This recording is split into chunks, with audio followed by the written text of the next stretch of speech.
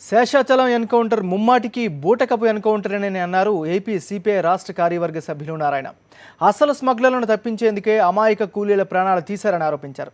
Party కార్యక్రమంలో భాగంగా విజయవాడ వచ్చిన నారాయణ మీడియాతో మాట్లాడారు.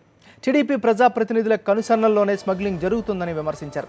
ఘటనపై పూర్తిస్థాయి విచారణ జరపాలని ఆయన డిమాండ్ చేశారు.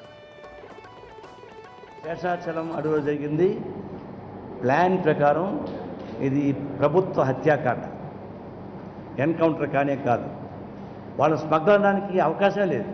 వాళ్ళు స్మగ్లర్లు దొంగలు అంటున్నారు.